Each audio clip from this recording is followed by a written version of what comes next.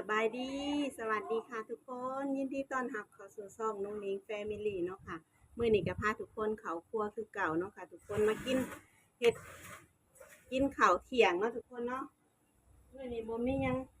มื้อนี้บ่มีหยังหลายทุกคนสิมาตำแจ่วผักอีคู่ทุกคนเคยกินบ่ผักอีคู่นี่มันบ่แม่นต้นหอมเด้อทุกคนเด้อนี่เนาะมันเป็นหัวแบบเดียวกับต้นหอม แต่ว่ามันบ่แม่นเนาะผักอันนี้มันจะมีอยู่ในภาคใต้ของประเทศลาวเนาะอยู่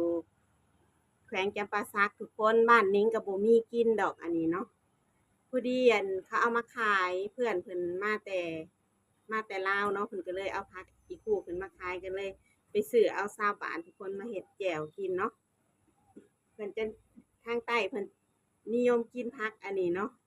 แต่ว่าบ้านนิ้งน่ะบ่มีทุกคนมื้อนี้นิ้งก็สิมาขัวใส่กับมักพริกแล้วก็สิตำแจ่วเนาะมาเบิ่งกันค่ะทุกคน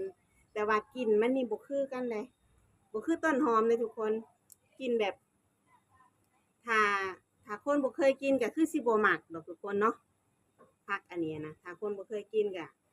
ก็บ่แซ่บหั้นนะแต่สำหรับนิ้งว่าแซ่บดีเด้ทุกคนตอนนี้สิขัวก่อนค่ะ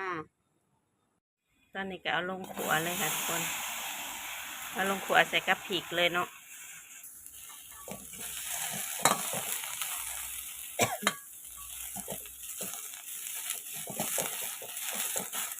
นิ้งก็เคยกินน้ำแฟนหั่นแหละเนาะแฟนเป็นคนจำปาสักก็เลยได้กินแจ่วผักอีปูทั้งสวรรค์นี่บ่มีเลยแล้วก็บ่เคยกินอีกเนาะทุกคนมันก็คล้ายๆกับต้นหอมหั่นแหละทุกคนใบก็คล้ายๆกันแต่ว่าส่วนหลายเพิ่นจะกินหัวมันเนาะแต่ว่าใบมันนี่สิเน่าแห้งไปเลยทุกคนเขาเอาแต่หัวมันเนาะส่วนหลายอ่ะนะ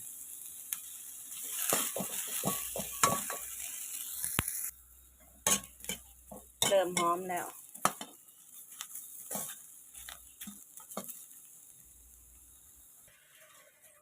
ตอนนี้ก็ขัวแล้วเลยเนาะค่ะทุกคนเราก็สิเอาลงมาตามเลย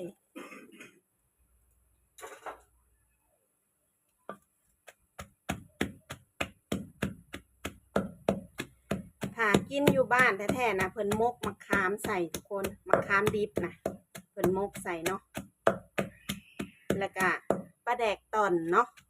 มันจังสิแซ่บแบบบ้านๆเฮาหั่นนะเนาะแต่ว่านิ้งบ่มีปลาแดกต่อนก็สิใส่ โอ้ยก็สิใส่น้ำปลาร้าสุกนี่แหละ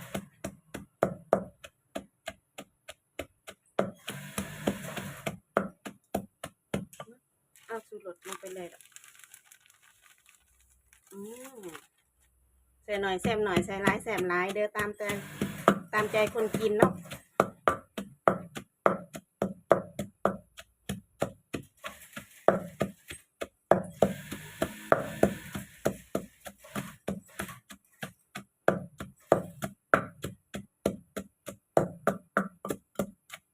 เฮาบ่มีมะขามเฮาก็สิใส่มะนาวเอาเนาะมะนาวก็แซ่บคือกันนะ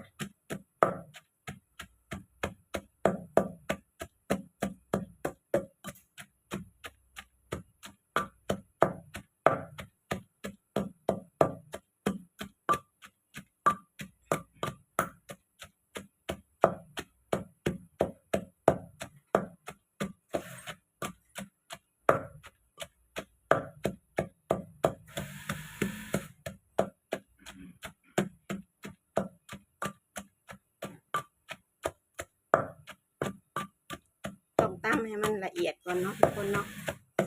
ตำให้มันหมุนใส่กันเลย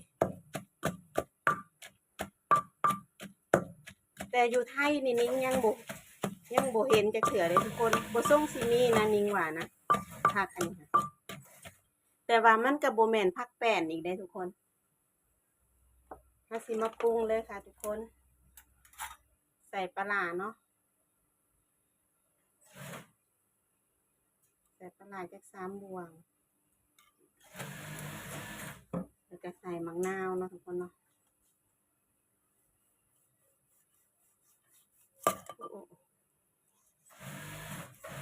ใส่มะนาวผสมเล็กน้อยใส่ไปเลยเป็นนัวใส่เลยเนาะแค่นี้แหละทุกคนแจ่วง่าย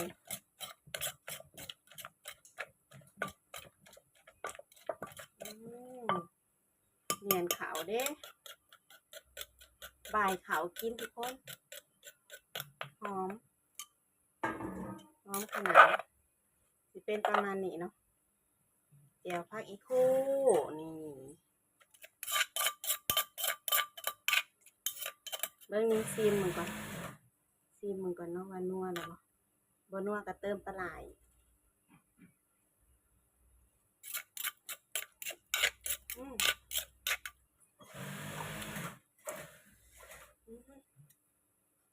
เติมปลาไหลอีกทุกคน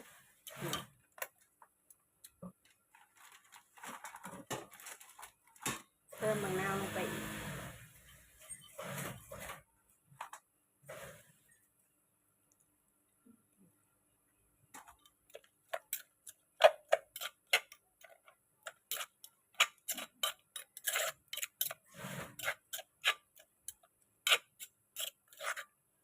หนึ่งขาวห่อนๆทุกคนเลยตายเนาะ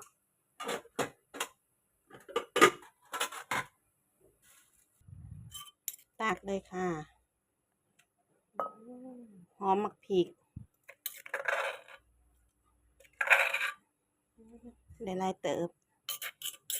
จำได้ลายมืออยู่ได้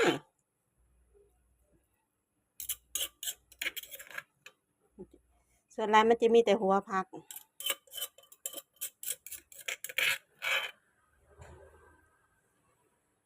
เนาะทุกคนเดี๋ยวไปอีกคู่เฮา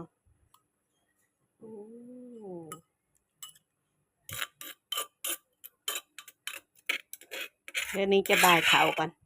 หนึ่งเข่าห่อนๆเนี้ยห่อนๆทุกคนตอนนี้ห่อนๆเลย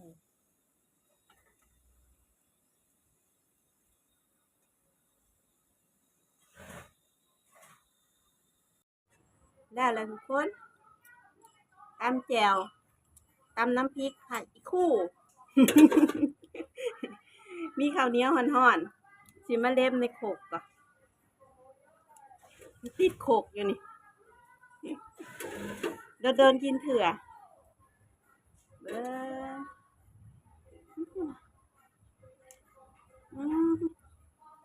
แบบนู้นคือใบขาวก่อนลูกไส้เนี่ยบ่เคยกินได้ผักอันใบขาวกินก่อนได้ทุกคนแล้วข้ามแล้วมื้อหนึ่งผู้ได้นี่กินข้าวกับแจ่วนี่ก็ได้ข้าวห่อนๆเลย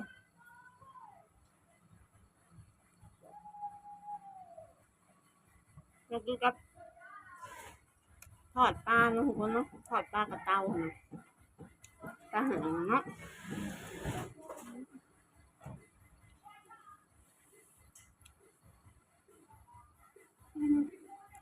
ยำหัวพักสวยๆเลยได้กินบ่ลูกไปกูเคยกินบ่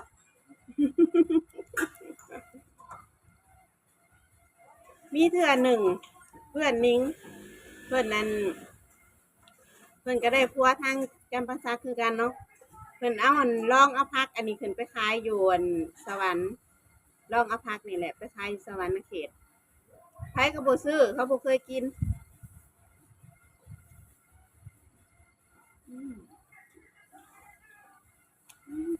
ถ้าท่อนเหือแต่เลยทุกคนกินบ่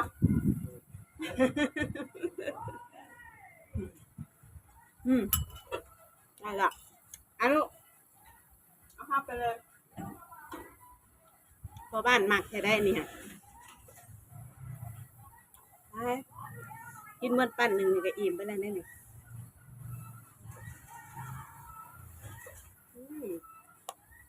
มันลืมว่าบางที่ว่าเพื่อนเอาขึ้นไปขายอยู่สวรรค์น่ะเขามาถามเขาว่าพักอีหยังนี่เขาว่านะเพื่อนว่าพักอีคู่เอามาตำแจ่วเอามาเห็ดแจ่วกินกับแบบต้นหอมนี่แหละใครก็โอ้ยมันเป็นรสชาติแนวไหนเนาะรสชาติมันก็คล้ายๆกับผักแป้นนั่นแหละทุกคนเนาะผักแป้นใครเคยกินผักแป้นค ล้ายๆแบบเดียวกันแซ่บกว่าอีกแซ่บกว่าเอาต้นหอมมาเฮ็ดแจ่วอีกได้ทุกคนนิ่งว่านะมาตอนนี้เดี๋ยวสิแต่งผ้าขาวไปให้พ่อบ้านเพิ่นกินก่อนพ่อบ้านเพิ่นก็อยากคือกันเพิ่นก็บ่ได้กินโดนเลยเนาะทุกคนเนาะคลิปนี้ก็สิขอลาไว้ส่ำนี้ก่อนเด้อค่ะเด้อไว้พบกันใหม่คลิปหน้าค่ะสวัสดีค่ะฝากติดตามฝากกดไลค์กด Subscribe ให้นิ้งหน่อยเด้อค่ะเด้อเพื่อสิมีกำลังใจเฮ็ดคลิปเนาะมื้อนี้ขอตัวลาก่อนค่ะสบายดี